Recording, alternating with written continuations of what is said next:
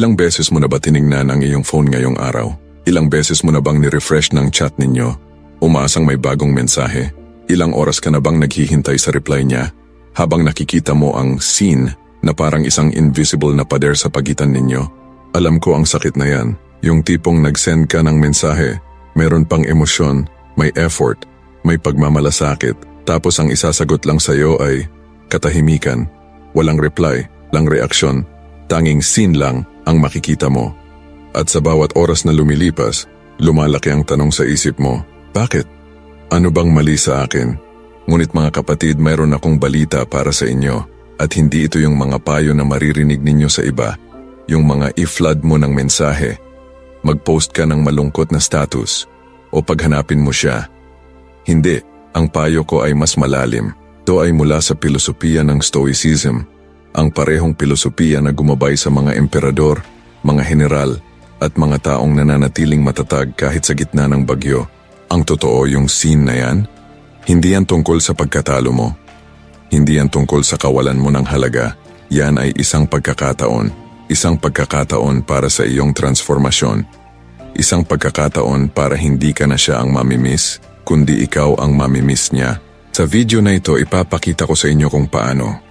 Ipapakita ko kung paano gumamit ng mga aral ng Stoicism para hindi lang mabago ang sitwasyon ninyo, kundi mabago ang inyong sarili.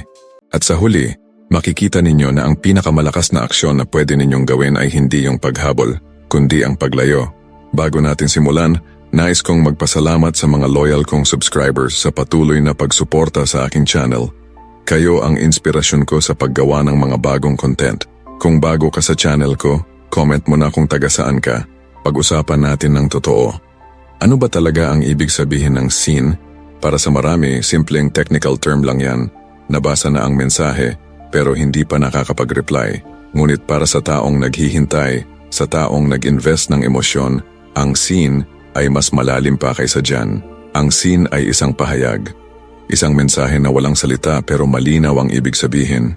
Nabasa ko ang sinabi mo, pero hindi ka importante sa akin para replyan kita ngayon. Masakit, hindi ba? Lalo na kung alam mong dati sumasagot agad yan. Dati kahit busy maglalaan ng oras para sa'yo.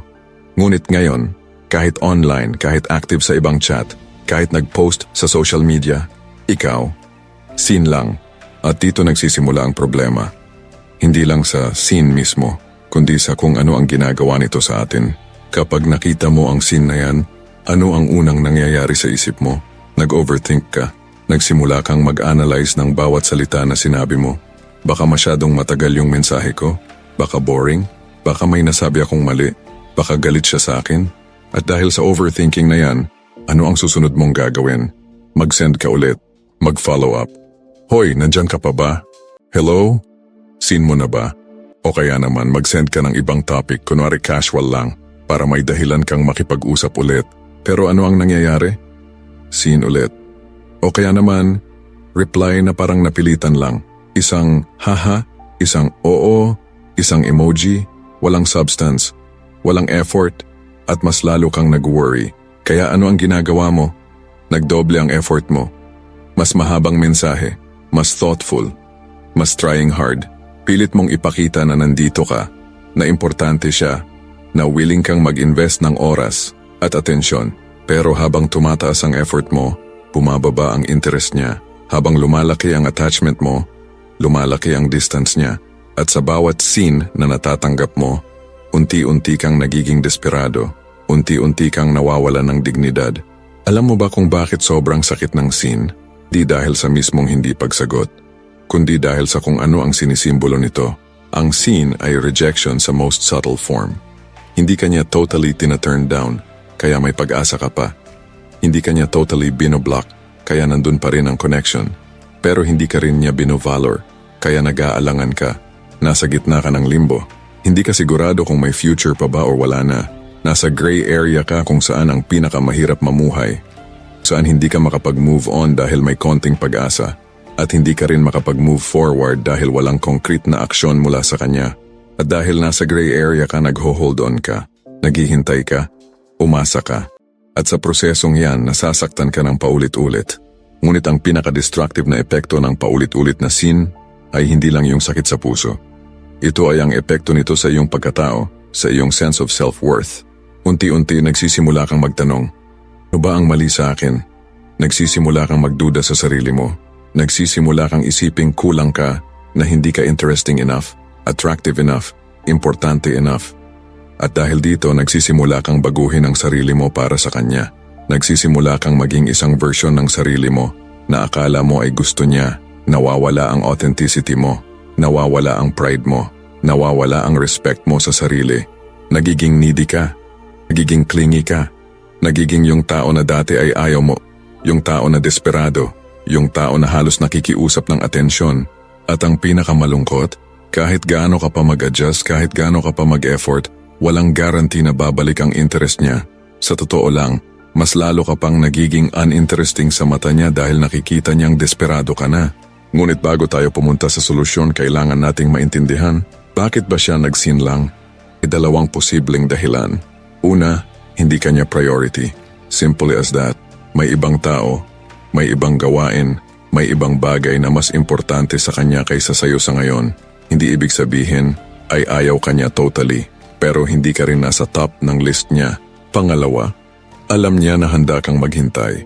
Alam niya na kahit isin ka niya, nandyan ka pa rin. Alam niya na kahit patagalin ka niya, stay ka pa rin.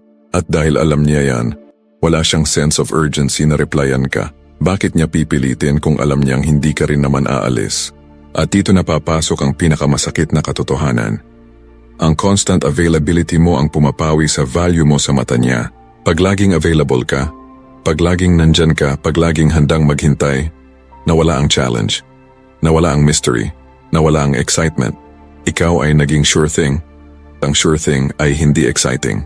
At ngayon tandaan mo ito, ang problema ay hindi ang scene. Ang problema ay ang iyong reaksyon sa scene. May dalawang uri ng tao pagdating sa scene. Ang unang uri ay yung taong nag-react agad, yung nag-follow up, yung nag-double message, yung obviously affected, yung desperado. At sa ganitong tao, lumalaki ang power ng scene giver. Nakikita niya na may control siya. Nakikita niya na may effect siya. At sa psychology, kapag nakita mo na may power ka, mas lalo mo pang gagamitin yan. Ang pangalawang uri ay yung taong hindi nag-react, yung nakita ang scene, nag-shrug at nag-move on with his life. Hindi nag-follow up, hindi nag-beg, hindi nag-show ng desperasyon. At sa ganitong tao, nawawala ang power ng scene giver. Nawala ang validation niya. Wala ang assurance niya na nandyan ka. At dito nagsisimula ang pagtataka niya. Bakit hindi na siya nag-message? Bakit hindi na siya nag-follow up? Okay lang ba siya? Nag-move on na ba siya? At dito na nagsisimula ang shift ng power. Kaya mga kapatid, intindihin ninyo, ang scene ay isang test. Test ng inyong strength. Test ng inyong dignity. Test ng inyong self-respect. At ang paraan ninyo ng pag-react ay magtutukoy kung manalo kayo o matalo sa test na ito. Ngunit bago tayo mag-proceed sa solusyon, kailangan nating pag-usapan ang mas malalim na dahilan kung bakit kayo nasasaktan. Kailangan nating kalasin ang layers ng emosyon para makita ninyo ang ugat ng problema. Mga kapatid, tandaan ninyo ito. Hindi kayo nasasaktan dahil hindi siya sumagot. Kayo ay nasasaktan dahil inilipat ninyo ang inyong happiness sa kanya. Basahin ulit, intindihin mo. Ang problema ay hindi siya. Ang problema ay kayo. Ang problema ay ang katotohanan na ginawa ninyong center ng mundo ninyo ang isang tao na hindi kayo ginagawang center ng mundo niya. Sabi ni Marcus Aurelius, ang pinakamakapangyarihang emperador ng Roma, ay sumulat nito sa kanyang journal. Kapag nasasaktan ka dahil sa panlabas na bagay, hindi ang bagay mismo ang sumisira sa iyo, kundi ang iyong judgment tungkol dito. Mayroon kang kapangyarihan na tanggalin ang judgment na ito anumang oras. Ano ang ibig sabihin nito? Ang scene ay external event. Nangyari na. Wala kayong control dun. Pero ang sakit ay galing sa interpretation ninyo.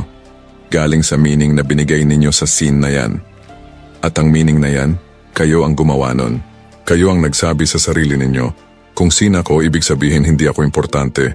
Kayo ang nagsabi, kung hindi siya sumagot, ibig sabihin hindi niya ako mahal. Kayo ang nagsabi, kung ganito ang trato niya sa akin, ibig sabihin kulang ako.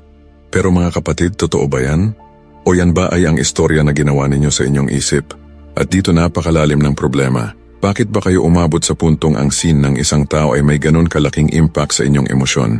Dahil ginawa ninyo siyang Diyos. Hindi literal na Diyos pero sa practical sense, ginawa ninyo siyang source ng inyong validation, ng inyong happiness, ng inyong self-worth. Ang mood ninyo ay dependent sa reply niya. Ang confidence ninyo ay dependent sa attention niya. Ang value ninyo ay dependent sa pagtingin niya. At ito ang sinabi ni Epictetus, ang pilosopong naging alipin bago naging isa sa pinakadakilang teachers ng Stoicism. Ang tao ay nawawalan ng kalayaan hindi dahil sa mga chains sa labas, kundi dahil sa mga chains na ginawa niya sa kanyang sariling isip. Ang chains ninyo ngayon? Ang attachment ninyo sa taong yan. Ang expectation ninyo na dapat sumagot siya. Ang pag-asa ninyo na dapat i-value ka niya. Pero mga kapatid, isipin ninyo, bakit mo ipapasa sa ibang tao ang responsibility na gawing masaya ka? Bakit mo hahayaang isang scene ang magdikta ng mood mo buong araw? Bakit mo pababayaang isang tao na hindi man lang nag-effort na replyan ka ang mag-control ng iyong inner peace? At habang tumatagal, habang patuloy kayong nag-aantay, habang patuloy kayong umaasa, nawawala na kayo. Nawawala ang inyong identity, nawawala ang inyong purpose, nawawala ang inyong pride. Tignan ninyo ang sarili ninyo ngayon. Tignan ninyo kung sino na kayo. Ikaw ba yung lalaking dati ay focus sa goals mo?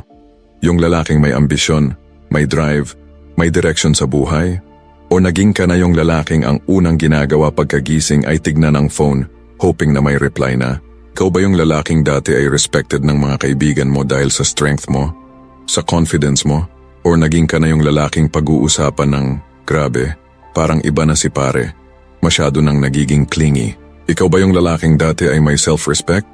Yung lalaking hindi basta-basta nagpapatianod sa emosyon? Or naging ka na yung lalaking handang mag-beg, mag-double text, mag-desperate moves para lang sa konting atensyon? Ito ang totoo mga kapatid. Ang scene ay hindi yung nakakasakit. Ang nakakasakit ay ang pagtingin mo sa salamin at ang pagkita mo na hindi mo na kinikilala ang sarili mo. At alam ninyo ang pinakamasaklap? Habang mas nasasaktan kayo, mas nagiging desperado kayo. Habang mas nagiging desperado kayo, mas lumalayo siya. Habang mas lumalayo siya, mas nasasaktan kayo. Ito ay isang downward spiral na hindi matatapos hanggat hindi ninyo pipigilan ang inyong sarili. Imagine mo ito, nag-send ka ulit ng message ngayong gabi. Seen ulit bukas, mas sakit. Kaya nag-send ka ulit kinabukasan, seen ulit, mas sakit pa. At sa bawat ulit lumalalim ang sugat. Lumalaki ang tanong sa isip mo, lumalaki ang doubt mo sa sarili. At sa likod ng lahat nito, may mas malalim pang tanong na dapat ninyong harapin. Kung may taong hindi ka man lang i-value enough para replyan ka, bakit mo siya vina-value na sobra-sobra sa buhay mo? Kung may taong makikita kang online active sa ibang chat, nag-post sa social media, pero ikaw ay hindi niya kayang bigyan ng simpleng reply, bakit mo siya hinahanap? Bakit mo siya iniisip? Bakit mo siya binibigyan ng power na sirain ang araw mo? At ngayon sabihin ko na sa inyo ang katotohanang masakit, pero kailangan ninyong marinig.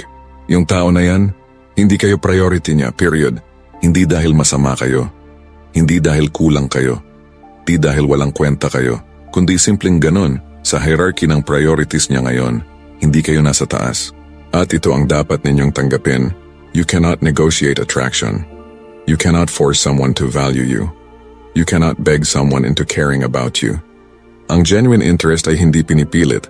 Ang genuine attention ay kusang loob. Ang genuine effort ay natural. Kapag kailangan mong i-chase, kailangan mong i-convince, kailangan mong i-beg para sa atensyon, alam mo na ang sagot. Wala na. O kaya naman, hindi kanya minamahal ng paraan na deserve mo.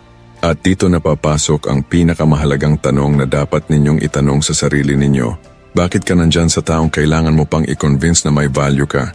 Habang may mundo na naghihintay para sa taong may respeto sa sarili. Mga kapatid, intindihin ninyo, ang totoong kalaban dito ay hindi siya. Ang totoong kalaban ay hindi ang scene. Ang totoong kalaban ay ang inyong sariling kahinaan. Ang kahinaan na sumuko kayo sa dignity ninyo dahil sa takot na mawala siya. Dahil sa takot na mag-isa kayo. Dahil sa takot na hindi kayo papansinin. Seneca, ang advisor ng emperador at isa sa pinakamalaking Stoic philosopher, ay nagsabi nito, ang ating sariling takot ang nakakagawa ng karamihan sa ating sakit. Takot na hindi kayo sapat. Takot na walang ibang darating. Takot na ito na yung last chance ninyo. At dahil sa takot na yan, nagiging slave kayo. Slave ng emosyon, slave ng validation, slave ng taong hindi naman kayo binibigyan ng respeto na deserve ninyo. Pero paano kung sabihin ko sa inyo na mali ang takot na yan? Paano kung sabihin ko sa inyo na ang solusyon ay hindi ang pag-chase palalo, kundi ang pagtayo at paglakad palayo? Paano kung sabihin ko sa inyo na ang greatest power na mayroon kayo ngayon ay hindi ang power na makuha ang attention niya, kundi ang power na tanggapin na hindi ka niya priority? Okay lang yan, dahil may mas magandang naghihintay sa taong may respeto sa sarili. Ngayon mga kapatid, nandito na tayo sa pinakaimportanteng bahagi ng usapang ito. Dito ko ipapakita sa inyo ang landas. Hindi lamang para mabago ang sitwasyon ninyo sa kanya, kundi para baguhin ang inyong sarili. Dahil sa katotohanan, ang second one ay mas mahalaga. Ang Stoicism ay hindi simpleng filosofiya. Ito ay isang paraan ng pamumuhay, paraan ng pag-iisip, ng pagtingin sa mundo. At sa kaonteksto ng sitwasyon ninyo ngayon, ang Stoicism ay magtuturo sa inyo ng isang fundamental truth. Ang pinakamalakas na aksyon na magagawa ninyo ay hindi ang paghabol. Ang pinakamalakas na aksyon ay ang pagtigil ng paghabol at ang pagsimula ng pagbuo sa sarili ninyo. Kaya simulan natin. Step 1. Ang unang hakbang, acceptance ng reality. Bago kayo makapagsimula ng transformation, kailangan ninyo munang tanggapin ang reality. Hindi yung reality na gusto ninyo. Hindi yung reality na iniisip ninyo, kundi yung actual reality, yung katotohanan na nandyan, malinaw, kahit masakit. Ang reality ay ito. Sa ngayon, hindi kanya priority. Sa ngayon, hindi kanya vina-value ng paraan na gusto mo. At walang amount ng begging, chasing, or desperate moves na magbabago nun. Marcus Aurelius ay nagsabi, tanggapin ang mga bagay na hindi mo mababago. Mag-focus sa mga bagay na nasa kontrol mo. Ano ang hindi ninyo mababago? Ang feelings niya, ang priorities niya, ang decisions niya kung paano niya kayo trato. Ano ang nasa control ninyo?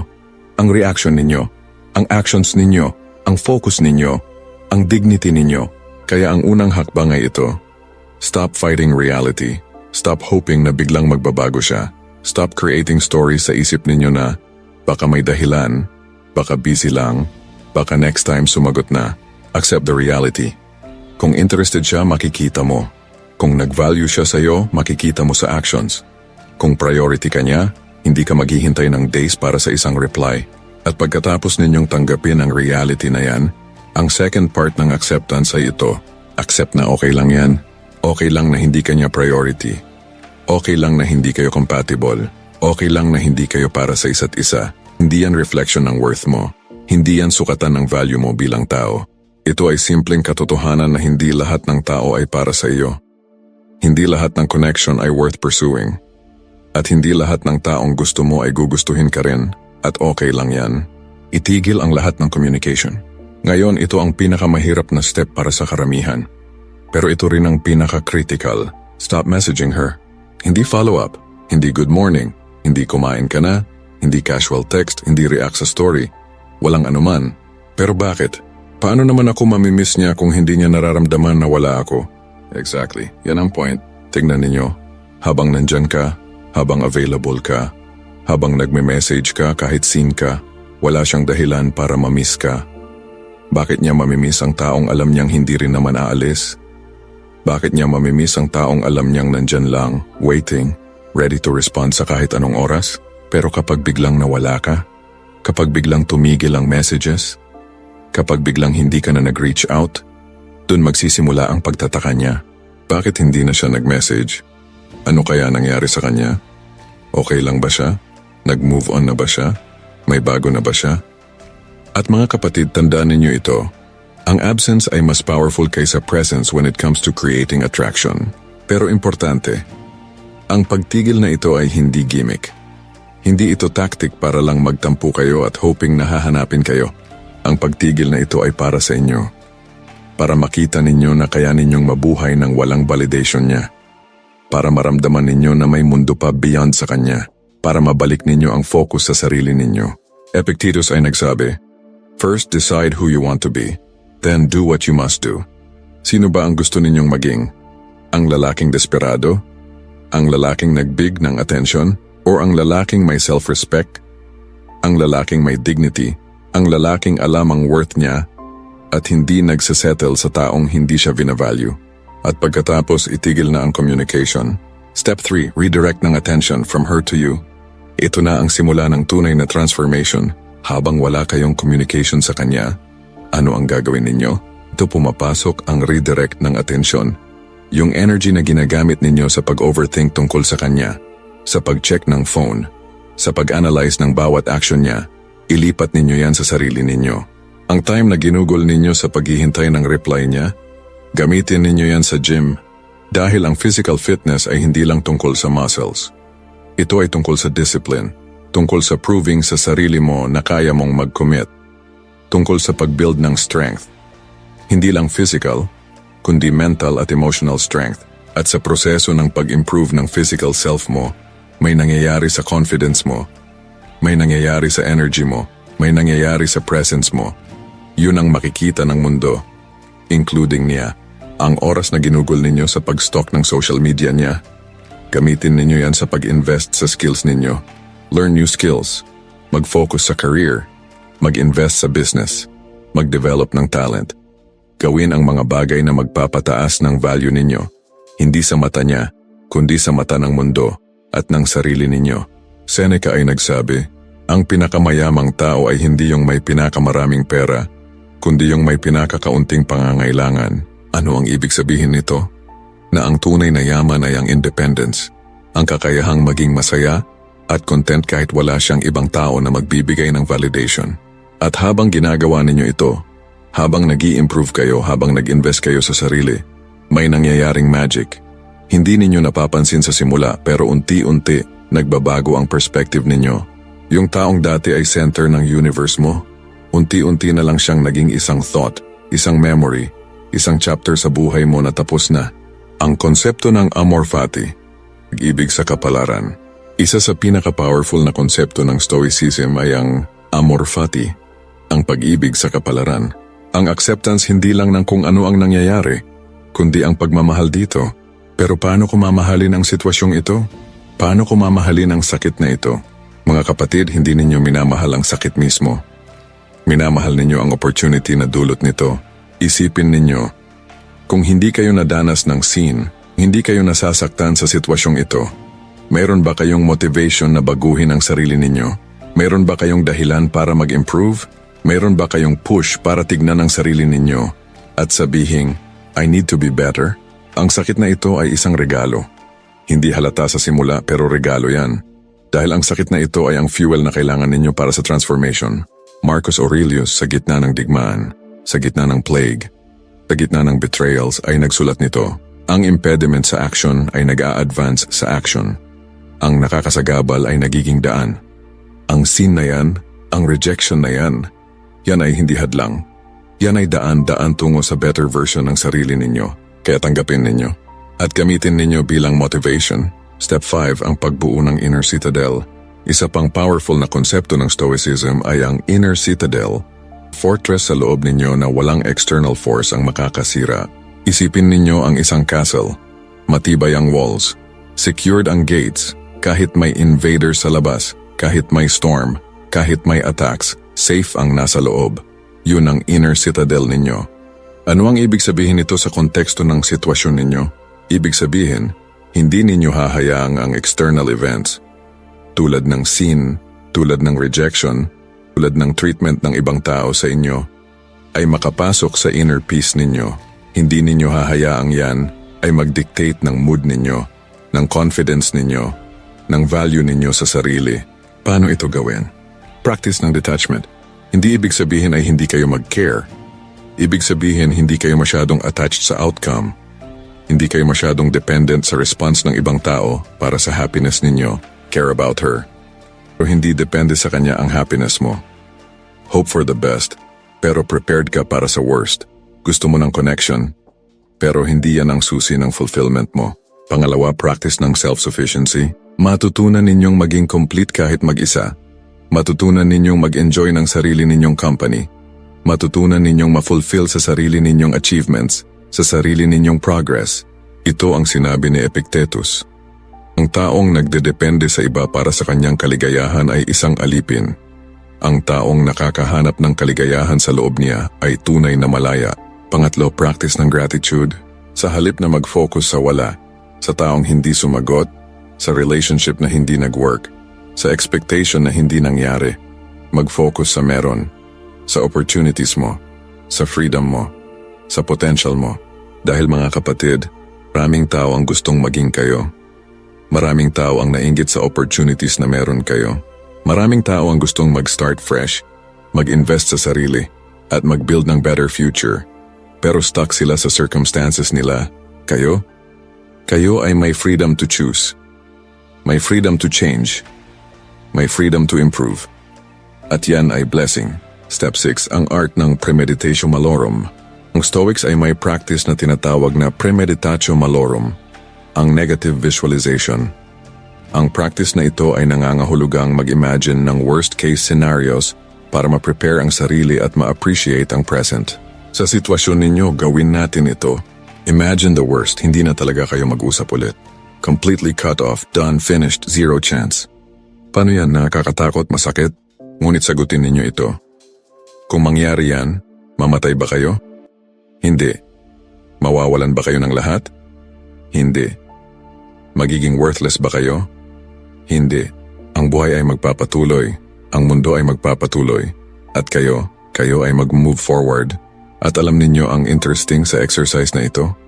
Pagkatapos ninyong i-imagine ang worst at ma-realize na kakayanin ninyo, nawawala ang fear, nawawala ang anxiety, nawawala ang desperation. Dahil alam na ninyo, kahit mangyari ang worst, okay lang, kayanin nyo. At kapag nawala ang fear, nawala rin ang power ng sin sa inyo. Nawala ang power niya to hurt you. Dahil alam ninyo na hindi kayo dependent sa kanya para sa happiness. Step 7, ang rebuilding ng social life. Ngayon habang nag-i-improve kayo individually, kailangan din ninyong i-expand ang social circle ninyo. Bakit? Dahil ang isa sa dahilan kung bakit sobrang attached kayo sa kanya ay dahil naging buhay ninyo lang siya. Naging center ng attention ninyo. Naging source ng social interaction ninyo. Kaya mag-expand. Makipag-socialize sa ibang tao. Mag-hangout sa friends. Mag-meet ng new people. Mag-join ng activities, hobbies, groups. Hindi para gawing rebound. Hindi para ipakita sa kanya. Kundi para sa sarili ninyo. Para makita ninyo na ang mundo ay mas malaki pa kaysa sa kanya. Na maramdaman ninyo na may ibang connections na possible. Para ma-realize ninyo na hindi kayo mag-isa. At sa proseso nito, may interesting na nangyayari. Habang lumalaki ang social circle ninyo, habang nakikita ninyo ang ibang possibilities, unti-unti na lang nawala ang attachment sa kanya. Naging isa na lang siya sa maraming tao sa buhay ninyo, hindi na ang buhay mismo. Step 8, ang power ng silence at mystery.